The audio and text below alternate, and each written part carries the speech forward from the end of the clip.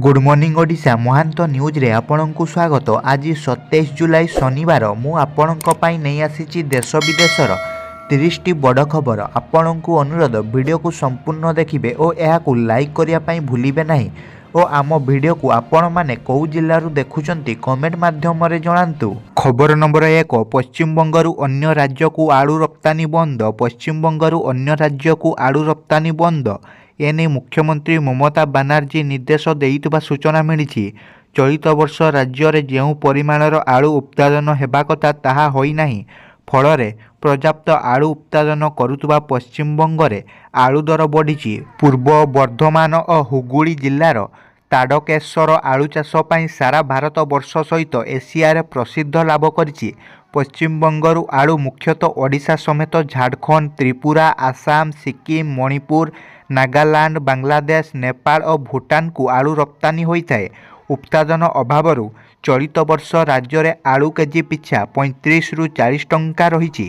पश्चिमबंगरू आलू ट्रक झारखंड जाउथबा बेले पश्चिमबंग पुलिस पश्चिमबंग और झारखंड सीमांत रे बहु ट्रक आलू गाड़ी को अटकाई सूचना मिली।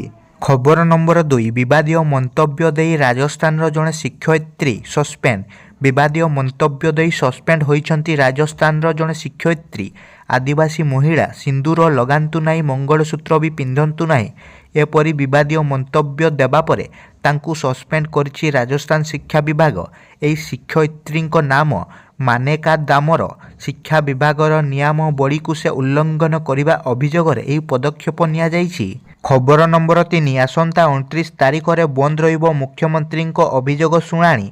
आसंता 29 तारिख अर्थात सोमवार मुख्यमंत्री अभियोग शुणाणी बंद रहिबो। एने साधारण प्रशासन और साधारण अभियोग विभाग पक्षरु एक विज्ञप्ति जारी सूचना दिया जाइछि। यह पूर्व गत 22 तारिख में सप्तदश विधानसभार प्रथम अधिवेशन आरंभ हेउथिबार मुख्यमंत्री अभियोग शुणाणी बंद रहितिला। सेहीपरि महाप्रभुंक विश्व प्रसिद्ध रथयात्रा पाई जुलाई 8 को सरकारी छुट्टी भाव घोषणा करा जाइथिबारु सेही दिन मुख्यमंत्री अभियोग शुणाणी बंद नहीं निष्पत्ति निया जाइथिला। खबर नंबर 4 28टी रूट रे अनिर्दिष्ट काल पाई लक्ष्मी बस सेवा स्थगित। लक्ष्मी बस सेवा अनिर्दिष्ट काल पाई 28टी रूट रे स्थगित रखा जाइछि। सूचना अनुसार राज्यर 12टी जिल्लार 28टी विभिन्न मार्ग रे लक्ष्मी बस अनिर्दिष्ट काल पाई स्थगित रखा जाइछि। या पछर प्रकृत कारण एपर्यंत जना पड़ी नाही। तेबे एही जिल्ला गुडिक मध्य रे रहिछि अनुगुल, कटक, गजपति, जगतसिंहपुर, कलाहांडी, कोरापुट, कंधमाल, केन्द्रापड़ा, केन्दुझर, नयागढ़, पुरी एवं संबलपुर। खबर नंबर 5 कारगिल विजयर 25 वर्ष पूरण 3 दिन में 160 किलोमीटर दौड़िले पूर्व महिला सेनाधिकारी। जड़े पूर्वतन महिला सेनाधिकारी लेफ्टिनेंट कर्नेल वर्षा राय श्रीनगर ठारू द्रास पर्यंत 6000 फुट रु अधिक उच्चतार 160 किलोमीटर दौड़ी कारगिल विजयर 25 वर्ष पूर्ति पालन करिसेंती। एही दौड़ शेष हेबा परे राय गणमाध्यम को कहिसेंती तांकर एही दौड़ देश पाई बलिदान देइतिबा वीर जवानों उद्देश्य रे अटे। खबर नंबर 6 देश में आरंभ होब सैटेलाइट टोल संग्रह व्यवस्था। केंद्र सड़क परिवहन मंत्री नितिन गडकरी एक बड़ निष्पत्ति नहीं वर्तमान टोल व्यवस्था को उच्छेद करिसेंती। एहा सह सैटेलाइट टोल कलेक्शन सिस्टम लागू हेबा विषय रे घोषणा करा जाइछि। शुक्रवार से कहिसेंती जे सरकार टोल उच्छेद करुछंती एवं खूब शीघ्र सैटेलाइट आधारित टोल संग्रह व्यवस्था आरंभ कराजिबो। एही व्यवस्था कार्यकारी करिबा पछर उद्देश्य होउछि टोल आदाय वृद्धि करिबा एवं टोल प्लाजा रे भीड़ ह्रास करिबा। खबर नंबर 7 ओलंपिक्स रे सुरक्षा दायित्व रे 30,000 रु 45,000 पुलिस फोर्स। फ्रांस रो राजधानी पेरिस रे शुक्रवार ठू आरंभ होइछि विश्वर सबुठु बड़ क्रीड़ा प्रतियोगिता ओलंपिक 2024। अगस्त 11 तारिख पर्यंत हेबाकु थिबा ओलंपिक्स रो सुरक्षा फ्रांस पाई सबुठु बड़ चैलेंज भाबे उभा होइछि। ओलंपिक पाई पेरिस रे खेलाड़ींक सह लक्ष लक्ष लोकंक समागम होइछि। सुरक्षा दृष्टि ओलंपिक्स इतिहास रे एहा सबुठु अधिक विपदपूर्ण ओलंपिक्स बोली अनेक जातीय और अंतर्जातीय गणमाध्यम संस्था आकलन करिसेंती। विश्व रे लागि रहितबा युद्ध स्थिति एही भय को अधिक बढ़ाई देइछि। सुरक्षा पाई पेरिस को हाई अलर्ट रे रखी ଯାଇଛି। 4 ସପ୍ତାହ ଧରି ହେବାକୁ ଥିବା ଏହି ଅଲିମ୍ପିକ୍ସରେ ସୁରକ୍ଷା ଦାୟିତ୍ୱରେ 30,000ରୁ 45,000 ପୋଲିସ ଫୋର୍ସ ମୁତୟନ କରାଯାଇଛି। ଖବର ନମ୍ବର 8, ଆଳୁ ଗୋଦାମରେ ତଦାରଖ କଲେ ଖାଦ୍ୟ ଯୋଗାଣ ମନ୍ତ୍ରୀ। ରାଜ୍ୟରେ ପର୍ଯ୍ୟାପ୍ତ ପରିମାଣରେ ନାହିଁ କି ଆଳୁ? ଯଦି ଆଳୁ ମହଜୁଦ ଅଛି ତେବେ କାହିଁକି ଦର ବୃଦ୍ଧି ହେଉଛି? ଏହାର ସ୍ଥିତି ପରଖିବାକୁ ଆଳୁ ଗୋଦାମରେ ପହଞ୍ଚିଛନ୍ତି ଖାଦ୍ୟ ଯୋଗାଣ ମନ୍ତ୍ରୀ କୃଷ୍ଣଚନ୍ଦ୍ର ପାତ୍ର। ଭୁବନେଶ୍ୱର ଆଇଗିଣିଆ ସ୍ଥିତ ଗୋଦାମରେ ପହଞ୍ଚି ତଦାରଖ କରୁଛନ୍ତି ଖାଦ୍ୟ ଯୋଗାଣ ମନ୍ତ୍ରୀ। ବ୍ୟବସାୟୀଙ୍କୁ ଭେଟିବା, ଆଲୋଚନା କରିବା ସହ କଳାବାଜାରୀର ତଦାରଖ କରିଛନ୍ତି ମନ୍ତ୍ରୀ। ଏହାପରେ ମନ୍ତ୍ରୀ କହିଛନ୍ତି ରାଜ୍ୟରେ 7ରୁ 8 ଦିନ ଯାଏଁ ଆଳୁ ମହଜୁଦ ରହିଛି। ପଶ୍ଚିମବଙ୍ଗରୁ ଆଳୁ ଟ୍ରକ୍ ଆସିବା ବନ୍ଦ ରହିଥିବାରୁ ରାଜ୍ୟରେ ଆଳୁ ଦର ବୃଦ୍ଧି ପାଇଛି। ତେବେ ଉତ୍ତରପ୍ରଦେଶରୁ ଆଳୁ ଆଣିବାକୁ ଆଲୋଚନା କରାଯିବ ବୋଲି ମନ୍ତ୍ରୀ କହିଛନ୍ତି।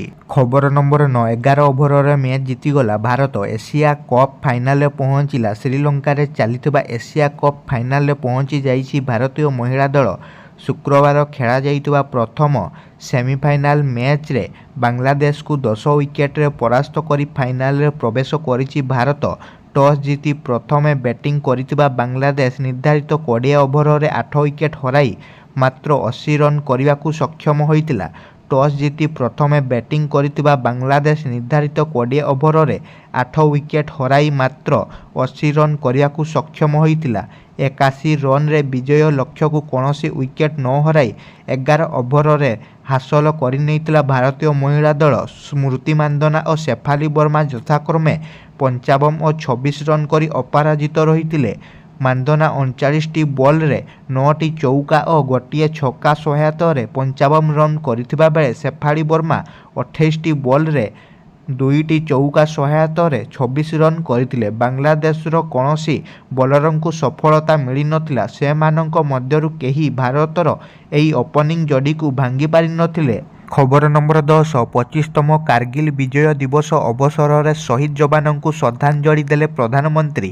25ତମ କାର୍ଗିଲ ବିଜୟ ଦିବସ ଅବସରରେ ପ୍ରଧାନମନ୍ତ୍ରୀ ନରେନ୍ଦ୍ର ମୋଦି ଲଦାଖର କାର୍ଗିଲ ଯୁଦ୍ଧ ମେମୋରିଆଲରେ ପୁଷ୍ପମାଲ୍ୟ ଅର୍ପଣ କରି କାର୍ଗିଲ ଯୁଦ୍ଧ ସମୟରେ ବଳିଷ୍ଠ ଯୁଦ୍ଧରେ ପ୍ରାଣ ହରାଇଥିବା ସୈନିକମାନଙ୍କୁ ଶ୍ରଦ୍ଧାଞ୍ଜଳି ଅର୍ପଣ କରିଛନ୍ତି। ଖବର ନମ୍ବର 11, କାର୍ଗିଲ ବିଜୟ ଦିବସରେ ଆତଙ୍କବାଦୀଙ୍କୁ ମୋଦି ଦେଲେ ଚେତାବନୀ। ଶୁକ୍ରବାର 25ତମ କାର୍ଗିଲ ବିଜୟ ଦିବସ ଅବସରରେ ପ୍ରଧାନମନ୍ତ୍ରୀ ନରେନ୍ଦ୍ର ମୋଦି ଶହୀଦମାନଙ୍କୁ ଶ୍ରଦ୍ଧାଞ୍ଜଳି ଜ୍ଞାପନ କରିବା ସହ ଆତଙ୍କବାଦୀମାନଙ୍କୁ କଡ଼ା ଚେତାବନୀ ଦେଇଛନ୍ତି। ପ୍ରଧାନମନ୍ତ୍ରୀ ନରେନ୍ଦ୍ର ମୋଦି କଡ଼ା ଚେତାବନୀ ଦେଇ କହିଛନ୍ତି ଯେ ଭାରତ ପ୍ରତ୍ୟେକ ଆତଙ୍କବାଦୀ ଆହ୍ୱାନକୁ ପରାସ୍ତ କରିବ। କାର୍ଗିଲ ଯୁଦ୍ଧ ମେମୋରିଆଲରେ ଏକ ସମାବେଶକୁ ସମ୍ବୋଧିତ କରି ପ୍ରଧାନମନ୍ତ୍ରୀ ମୋଦି କହିଛନ୍ତି ଯେ 25 ବର୍ଷ ପୂର୍ବେ ଭାରତ କେବଳ କାର୍ଗିଲ ଯୁଦ୍ଧରେ ଜିତି ନଥିଲା, ବରଂ ସତ୍ୟ, ସଂଯମତା ଏବଂ ଶକ୍ତିର ଏକ ଚମତ୍କାର ଉଦାହରଣ ଦେଇଛି। ପ୍ରଧାନମନ୍ତ୍ରୀ ମୋଦି କହିଛନ୍ତି ଯେ ଅତୀତରେ ପାକିସ୍ତାନ ନିଜର ସମସ୍ତ ଘୃଣ୍ୟ ପ୍ରୟାସରେ ବିଫଳ ହୋଇଛି। ଖବର ନମ୍ବର 12, ଆଳୁ ପାଇଁ ପଶ୍ଚିମବଙ୍ଗ ମୁଖ୍ୟମନ୍ତ୍ରୀଙ୍କୁ ଚିଠି ଲେଖିଲେ ନବୀନ। ପଶ୍ଚିମବଙ୍ଗ ମୁଖ୍ୟମନ୍ତ୍ରୀ ମମତା ବାନାର୍ଜୀଙ୍କୁ ଚିଠି ଲେଖିଛନ୍ତି ବିରୋଧୀ ଦଳ ନେତା ନବୀନ ପଟ୍ଟନାୟକ। ନବୀନ ଚିଠିରେ ଲେଖିଛନ୍ତି ଯେ ଓଡ଼ିଶାବାସୀଙ୍କ ପାଇଁ ଆଳୁ ଅତ୍ୟାବଶ୍ୟକ ଦ୍ରବ୍ୟ।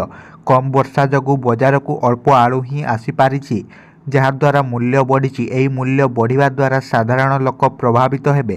ଓଡ଼ିଶା ପଶ୍ଚିମବଙ୍ଗ ସୀମାରୁ ଟ୍ରକ୍ ଫେରିଯାଉଥିବାରୁ ଜାଣିବାକୁ ପାଇଲି।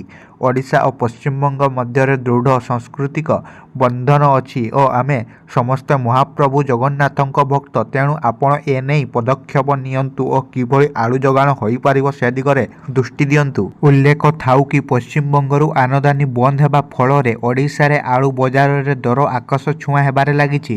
ବର୍ତ୍ତମାନ ରାଜଧାନୀରେ ଆଳୁ ଦର 50 ଟଙ୍କା ରହୁଥିବା ବେଳେ ଏହା ଆହୁରି ବଢ଼ିବାର ଆଶଙ୍କା ରହିଛି। ତେଣୁ ଏବେଠୁ ଆଳୁ କିଣିବା ପାଇଁ ଲୋକେ ଭିଡ଼ ଜମାଇଲେଣି। ଆଳୁ ସାଧାରଣ ଲୋକଙ୍କ ଅତ୍ୟାବଶ୍ୟକୀୟ ଖାଦ୍ୟ ସାମଗ୍ରୀ ହୋଇଥିବାରୁ ଏହାର ଦର ବୃଦ୍ଧି ସାଧାରଣ ଖାଉଟିଙ୍କ ପାଇଁ ଚିନ୍ତା ବଢ଼ାଇଛି। ଖବର ନମ୍ବର 13, ଆଜିଠୁ ଭାରତ ବନାମ ଶ୍ରୀଲଙ୍କା। ଭାରତ ଏବଂ ଶ୍ରୀଲଙ୍କା ମଧ୍ୟରେ ଆଜିଠୁ ଟି20 ସିରିଜ ଆରମ୍ଭ ହେବ। ଦୁଇ ଦେଶ ମଧ୍ୟରେ ଟି20 ଏବଂ ଦିନିକିଆ ସିରିଜ ଆୟୋଜିତ ହେବ। ଏହି ସିରିଜ ଶ୍ରୀଲଙ୍କାରେ ଖେଳାଯିବ। ଏଥିପାଇଁ ଭାରତୀୟ ଦଳ ଶ୍ରୀଲଙ୍କାରେ ଗତକାଲି ପ୍ରାକ୍ଟିସ କରିଛି। ପ୍ରଥମେ ଦୁଇ ଦଳ ମଧ୍ୟରେ ଆଜିଠୁ ଟି20 ସିରିଜ ଖେଳାଯିବ, ଯାହାପରେ ଓଡିଆଇ ସିରିଜ ଆୟୋଜିତ ହେବ। ଖବର ନମ୍ବର 14, ସେପ୍ଟେମ୍ବର 17ରେ ସୁଭଦ୍ରାର ଶୁଭାରମ୍ଭ। ଉପମୁଖ୍ୟମନ୍ତ୍ରୀ ପ୍ରଭାତୀ ପରିଡାଙ୍କ ସୂଚନା। ବିଜେପି ସରକାରଙ୍କ ସବୁଠାରୁ ଆକର୍ଷଣୀୟ ଯୋଜନା ସୁଭଦ୍ରା। କେବେଠାରୁ ଏହି ଯୋଜନା ଆରମ୍ଭ ହେବ ଓ କେତେ ମହିଳାଙ୍କୁ ଟଙ୍କା ମିଳିଛି ଉପମୁଖ୍ୟମନ୍ତ୍ରୀ ପ୍ରଭାତୀ ପରିଡ଼ା ସୂଚନା ଦେଇଛନ୍ତି। ତାଙ୍କ ସୂଚନା ଅନୁସାରେ ସେପ୍ଟେମ୍ବର 17 ପ୍ରଧାନମନ୍ତ୍ରୀଙ୍କ ଜନ୍ମଦିନରେ ଯୋଜନାର ଶୁଭାରମ୍ଭ ହେବ।